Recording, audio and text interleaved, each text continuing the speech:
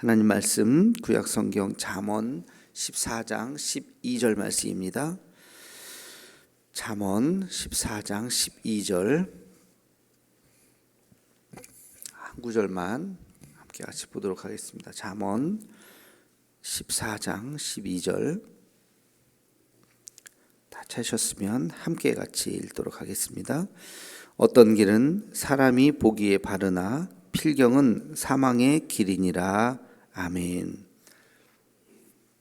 등산을 하는 사람들의 이야기를 들어보면 처음 가는 길, 우리는 이제 보통 가면 길 이렇게 보이는 길로 이렇게 가잖아요. 근데 처음 가는 그런 산이나 그런 데도 그들의 눈에는 이렇게 길이 보인다고 하죠. 그래서 그쪽은 길이 없잖아. 그래도 아니라고 이쪽으로 가면 된다고. 산을 많이 좋아하는 사람, 산을 자주 타는 사람들은 자기의 눈에는 그 산길이 보이는 거죠. 그 예전에 어떤 에세이집을 봤더니 책 제목이 인생에도 길이 있습니다. 이런 책 제목이 있더라고요. 인생에도 길이 있습니다. 인생이라고 하는 것이 뭐 길이 있겠어요. 자기가 원하는 대로 살 수 있고 순간순간 뭐 자기가 선택하면 살 수 있는 자유가 우리에게 있다고 생각할 수 있지만, 그러나 인생을 살아본 사람이 봤을 때 그게 아니라 인생에도 길이 있더라. 그 길을 바깥으로 떠나면 뭐 죽는 건 아니겠지만 고생하게 되는 거죠. 그쪽으로 가면 아주 힘들어. 고생길이야. 근데 그런 걸 모르고 글로 가는 젊은이들이 있죠. 그래서 그쪽으로 가지 말라고 우리가 인생을 살아본 사람들이 이렇게 이야기하는 거죠. 그러니까 어른들이 볼 때는 초등학생, 중학생, 고등학생, 학생들을 이렇게 보면 제가 그래도 바른 길로 잘 간다. 소위 말해서 고속도로로 잘 가고 있구나. 국도로 가고 있구나. 비포장길로 가고 있구나. 쟤는 길이 없는 데로 지금 막 가고 있구나.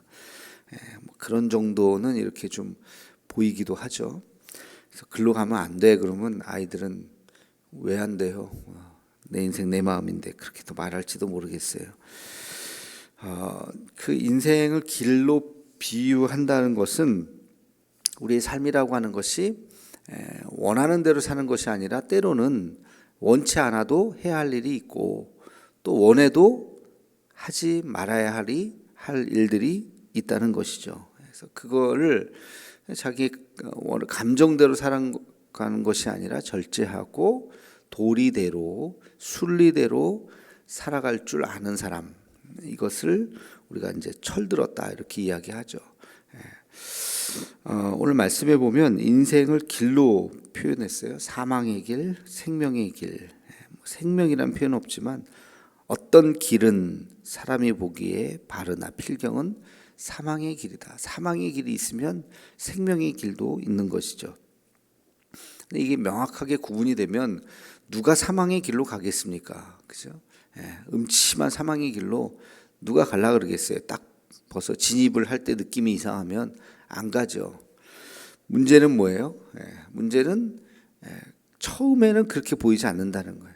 처음에는 생명의 길처럼 꽃길처럼 보이는데 근데 한참 가다 보면 뭔가 이상한 거죠. 이상하다. 어느 순간 느끼게 되는 거죠. 이 길이 아니구나.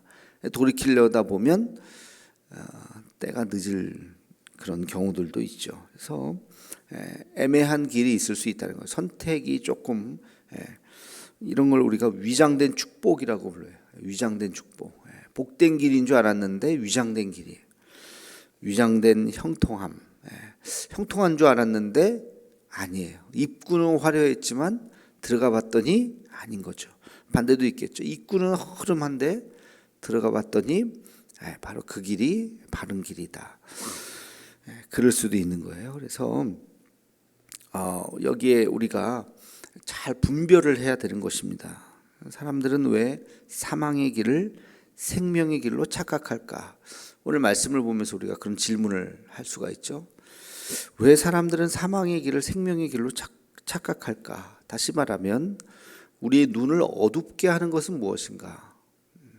여러분들도 이제 선택의 어떤 기로에 서서 인생이라고 하는 것은 항상 선택이잖아요. 학생들은 진로를 선택하고 또 조금 나가서 직장을 선택하고 뭐 요즘에는 뭐 선택의 여지도 없을 수도 있습니다만 어쨌든 그래도 뭐 선택을 할 수 있죠.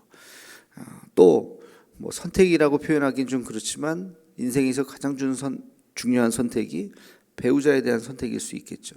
그것도 선택이라면 선택이죠. 선택을 하고 가족 계획도 선택이겠죠. 내가 자식을 하나를 낳을 것인가, 둘을 낳을 것인가, 셋을 낳을 것인가, 뭐 이런 것들도 그런 선택. 뭐 하여튼 그게 뭐 내 뜻대로만 되는 건 아니지만 뭐 어떤 일종의 운명과 같은 이제 그런 일들도 있지만 그런 수많은 우리의 삶의 선택이 있단 말이죠. 그럴 때 하루에도 마찬가지예요, 그죠? 뭐 뭘 먹을까 이런 것도 하나의 선택일 수도 있겠고요. 자, 우리의 눈을 어둡게 하는 잘못된 선택은 왜 생기는가? 첫 번째는 욕심이죠, 욕심. 선택하기 전에 벌써 이미 내 마음속에 욕심이 탁 생기면 잘못된 선택을 할 수가 있어요. 이런 말이 있죠. 사람은 보이는 대로 보는 것이 아니라 보고 싶은 대로 본다. 딱 객관적으로 보이는 대로 딱 봐야 되는데 보고 싶은 대로 보는 거예요. 고양이를 보면서 고양이는 고양인데 고양이를 보면서 호랑이야. 저기 호랑이다. 보고 싶은 대로 보는 고양이를 보면서 호랑이라고 막 우기는 사람은 정신이 이상한 사람이죠. 우리가 그럴 수 있다는 거예요. 그러니까 말도 안 되는 남들이 볼 때 다 저거는 말도 안 되는데 그냥 혼자 고집 피우고 혼자 우기고 그럼 어떻게 해요? 참 할 수가 없어요. 어떻게? 그게 왜 눈을 가리는 거죠. 눈을 가리는 거죠. 자기를 객관화할 수 있고 나는 호랑이라고 우기고 싶은데 모든 사람들이 고양이야 그러면 한 걸음 물러나서 저게 고양인가? 다시 생각을 해봐야죠. 근데 아니라고 막 우기고 그런 일종의 이제 자기의 욕심, 자기가 보고 싶은 대로 보는 거니까 갖고 싶으면 어떤 것을 갖고 싶으면 온갖 명분을 다 갖다 대죠. 뭐 이번에도 아까 제가 기도했지만 우크라이나의 전쟁이 지금부터의 전쟁은 굉장히 조심해야 돼. 뭐 1차 대전, 2차 대전도 마찬가지지만 작은 불씨에서 시작된 거고 뭐 산불이 언제 뭐 큰 불에서 시작됩니까? 작은 불꽃. 그 지난주에 영덕에 큰 불이 났다 그러는데 영덕의 불이요. 그 농사 짓는 사람들이 거기 이렇게 은박지 같은 것들을 이렇게 하고 나서 그걸 잘 걷어가야 되는데 그 은박지를 제대로 안 걷어갔더니 바람이 휙 날렸대요. 바람에 날려서 전기줄에 딱 앉은 거예요. 그게 거기서 합선이 일어나 갖고 그 합선에서 불꽃 그 더워진 게 뚝 떨어진 거죠. 그래서 불이 나갖고 뭐 운동장에 뭐 20몇 배의 불을 낸 거죠. 그러니까 원인을 찾아가면 항상 작은. 그러니까 이것도 지금 아주 우크라이나의 아주 작은 우리가 잘 뭐 알지도 못하는 지역에서 일어나는 일일지 모르지만 굉장히 지금 극렬하게 대치하고 있는 상황 속에서 일어나는 하나의 불씨 같은 거라고. 그래서 다 지금 긴장하고 있죠. 이게 지금 유럽이 지금 딱 집중을 하고 있고 그래서 잘못하다가 뭐 오발 같은 거 하나 있다 할지라도 그냥 아무 생각 없이 총을 쐈는데 누가 죽었다. 이제 거기서 큰 싸움이 날 수도 있는 거니까 이런 문제가 있어요. 그러니까 왜 그런 일을 하느냐? 온갖 명분을 다 갖다 붙이는 거예요. 자기만의 명분을. 그래서 이 욕심이라고 하는 것이 우리의 마음을 흐리게 한다. 그래서 여러분들 결정하기 전에, 선택하기 전에, 특별히 중요한 선택이라면 선택하기 전에 조금 시간을 두어서 혹시 내 욕심이 이 안에 들어간 것은 아닌가? 정말로 어떤 다른 결정인가 하는 것을 생각을 해야 돼. 이게 뭐 자식이라면 자식, 또 뭐 여러분 어떤 결정을 하든 교회 결정도 다 마찬가지예요. 개인의 어떤 욕심이 들어간 결정인가 아니면 정말 우리 공동체를 위한 정말 바른 결정인가. 국가 지도자는 그런 사람이 돼야 되겠죠. 국가 지도자는 자기의 사리사욕이 들어가면 요거 하면 내가 돈을 벌 수 있겠다. 못된 지도자죠. 그러니까 국민들이 그런 판단을 잘해야죠. 저 사람이 그럴 수 있는 사람인가? 그렇지 않을 사람인가 하는 판단들. 아무튼 그래서 이 욕심에 사로잡히면 실수하게 되고 잘못된 길을 착각을 하게 된다. 두 번째는 교만함이죠. 교만함. 교만하면 생각이 치우치게 됩니다. 기울어진 운동장처럼 한쪽으로 이렇게 탁 편협하게 되죠. 공평하지 못한 생각을 합니다. 판단력이 흐려지게 되고 잘못된 선택을 하죠.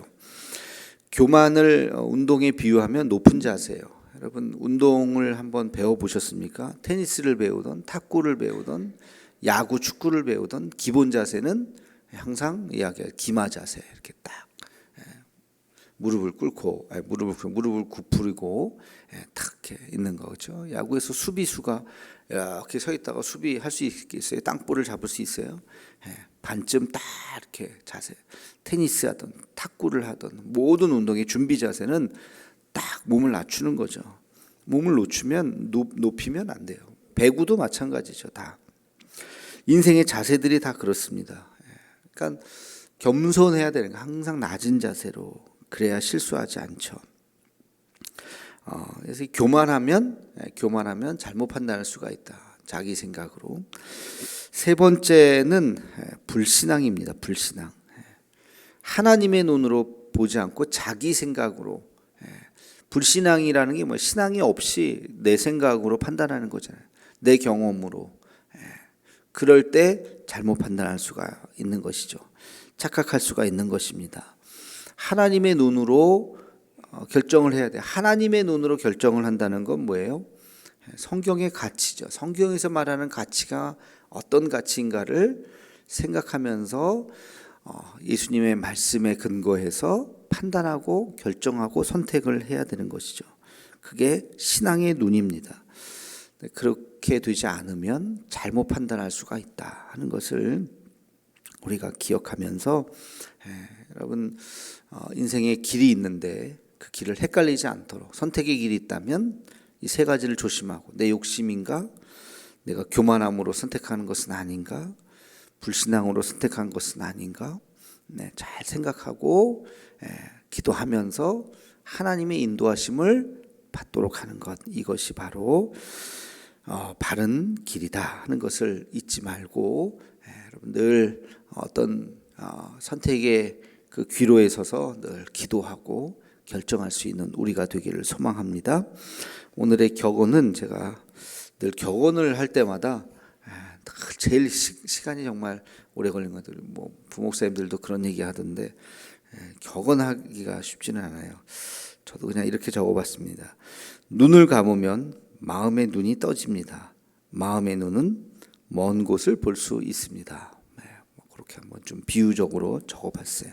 눈을 감으면 마음의 눈이 떠지고 마음의 눈을 뜨면 먼 곳을 볼 수 있다. 눈을 감는다는 것이 뭐 여러 가지 의미가 있겠죠. 기도한다는 의미도 있겠고, 그러면 마음의 눈이라고 하는 것은 이제 뭐 신앙의 눈이라고 볼 수도 있겠고요. 아무튼 여러분들도 참고하셔서 잘 또 묵상을 해주시기 바랍니다. 기도하겠습니다.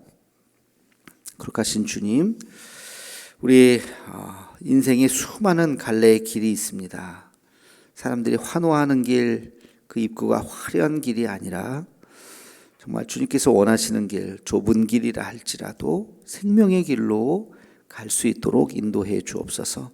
때때로 우리의 판단이 그렇게 분별력이 없는 애매하고 헷갈리는 길들이 있습니다. 하나님, 우리가 잘 분별할 수 있게 도와주시고 욕심을 내려놓게 하시고 교만함을 내려놓게 하시고 불신앙을 내려놓게 하시고 하나님께서 기뻐하시는 길이 무엇인가를 우리가 분별하며 그 길로 걸어갈 수 있는 우리 모두가 되게 하여 주시옵소서. 예수님의 이름으로 기도하옵나이다. 아멘.